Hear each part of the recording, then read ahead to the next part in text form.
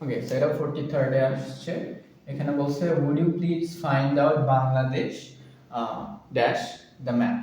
এখন এখানে একটা বিষয় হলো যে শুধুমাত্র ম্যাপের ক্ষেত্রে না, ম্যাপ প্লাস একটা পৃষ্ঠা, যে কোনো সিম্পল পেজের উপরে কোনো কিছু, পেজের উপরে কোনো কিছু খোঁজা বা থাকাকে বলে অন দ্য ম্যাপ। হ্যাঁ, so on the map, on বসবে ওই জায়গায় প্রিপোজিশন। কোনো পেজের উপরে কিছু থাকলেই এটা অন বসবে বাই ডিফল্ট। সো এখানে অন দ্য ম্যাপ অ্যান্সার। 40 আসছে, এটা হচ্ছে বলতেছে যে as she was talking he suddenly broke dash saying that's a lie. So কোনো কথার মাঝে বিঘ্ন ঘটায়, কথার মাঝে যদি কেউ কথা বলে, কার কথা ইন্টারাপ্ট করে, সো সেটা হয় ব্রোক ইন। এটা একটা অ্যাপ্রোপ্রিয়েট প্রিপোজিশন। কথার মাঝে ইন্টারাপশনকে বলে broke in. So broke in saying that's a lie, যে এটা মিথ্যা, এটা হচ্ছে কথার মাঝখানে বলে উঠছে যে কথাটা মিথ্যা। যে কথা বলতেছিল, যে as she was talking, তার কথার বিঘ্ন ঘটায় বা ইন্টারাপ্ট করে বলে উঠছে যে এটা মিথ্যা। সো এই ধরনের কেসে ব্রোক ইন হবে। 41st আসছে, এখানে বলছে when Ushashi entered dash the room. তো এখানে দুইটা বিষয়, যদি এন্টার্ড থাকে, এন্টার্ড এন্টার্ড থাকে, তাহলে সাধারণত দ্য রুম, দ্য হাউসের আগে আমাদের কোনো প্রিপোজিশনের রিকোয়ারমেন্ট নাই, দিলে তেমন ভুল হবে তা না, বাট কোনো দরকার নেই। বাট যদি ওয়াকড থাকে, ওয়াকড থাকে, তাহলে ইনটু হবে, ঢোকা বোঝাবে সিম্পলি। যদি ওয়াক থাকে, যে রুমের মধ্যে ঢুকতেছে, সেই ক্ষেত্রে ইনটু হবে। আর যদি বের হওয়া বোঝায়, তাহলে তো আউট অফ দ্য রুম। আর যদি এন্টার্ড থাকে বা এক্সিটেড থাকে, এন্টার্ড বা এক্সিটেড থাকে, সেই ক্ষেত্রে প্রিপোজিশনের রিকোয়ারমেন্ট নাই। খুবই সহজ একটা, 43rd এও আসছে, আবার হচ্ছে 29th এও আসছে। তো এখানে বলছে she went to new market dash. তো এখানে দুইটা জিনিস হয়, অন ফুট আর হচ্ছে, আচ্ছা আরেকটু দরকার নাই, যেহেতু আমাদের এখানে অপশনে দেওয়া নাই, আমরা ওইটা একটু ব্রড আলোচনাটা করবো না। এটা কিন্তু অন ফুট, অন ফুট মানে হচ্ছে পায়ে হেঁটে, পায়ে হেঁটে, পায়ে হেঁটে কোথাও যাওয়া অন ফুট বলে। আর আরেকটা জিনিস খেয়াল রাখতে হবে, এটা কিন্তু ফিট হবে না, অন ফিট হবে না, দুইটা কিন্তু আলাদা। অন ফুট মানে পায়ে হেঁটে, আর অন ফিট আলাদা, মানে পায়ের উপরে, ওটা আলাদা জিনিস। সো এটা হবে না, পায়ে হেঁটে কোথাও যাওয়াকে অন ফুট বলে। ওকে, সো এই 3 নাম্বারটা আসছে 43rd এ। তো এখানে বলা আছে যে do you have any money dash you. এখন দুইটা অ্যান্সার হয়, একটা হচ্ছে অন আর একটা হচ্ছে উইথ। সো কোনটা কখন কোন ক্ষেত্রে হয়? অন হয় হচ্ছে যখন কারো কাছে আছে, right, on on someone's body. So on body, তা একদম এখনই নিজের কাছে আছে ওই মুহূর্তে। সো এটা কি বোঝায়?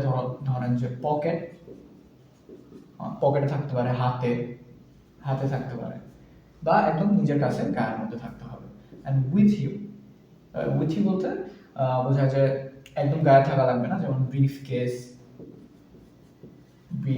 বা ব্যাংক অ্যাকাউন্টে, ব্যাংক অ্যাকাউন্টে, বা বাড়িতে, হোম, বা অন্য কোথাও, বাট টাকাটা আছে, ওর আছে। হ্যাঁ, এটা হচ্ছে একদম নিজের কাছে আছে, অন বডি, তাহলে হচ্ছে অন। আর যদি অন বডি না থাকে, একদম অন বডি থাকা লাগবে না, সেক্ষেত্রে হচ্ছে উইথ। সেটা 44th আসছে। তো এখানে হচ্ছে বলা আছে যে ইউর অপিনিয়ন ইজ আইডেন্টিক্যাল, তারপর ড্যাশ মি। এখন আইডেন্টিক্যালের পরে, আইডেন্টিক্যাল এটার পরে দুইটা দিয়ে সেম জিনিস বোঝায়, টু বা উইথ। তো এই দুইটা দিয়ে একটা জিনিসই বলা হয়, বোঝায় যে হুবহু, হুবহু বা একই রকম। তো এখানে যেটাই থাকবে ওইটাই অ্যান্সার। তো প্রথমটা হচ্ছে are you doing anything special dash the weekend. তো এটা খুব সহজ, যে এমনি অ্যাপ্রোপ্রিয়েট প্রিপোজিশন ছাড়াও শুধু প্রিপোজিশনের রুলেও এটা হয় যে ডে মানে সিম্পলি বার, বা উইকেন্ড যেরকম সপ্তাহ, বা সপ্তাহে দুই যে কোনো দিন, ছুটির দিন, এগুলো বোঝাতে হলিডে, বুঝাতে কি হয়? অন ব্যবহার হয়। তো এটার অ্যান্সার অন। বাট শুধু যে এরকম ডে, বার আর শুধুমাত্র উইকেন্ডও যদি থাকে, উইকেন্ড, তাহলে যে অন হবে এরকম কিন্তু না। যেমন কিছু এক্সাম্পল দিই, যেমন উইথ হয় কিছু ক্ষেত্রে, যদি আমরা এভাবে লিখি শুরুতে, with the weekend coming soon, I have a lot of plans.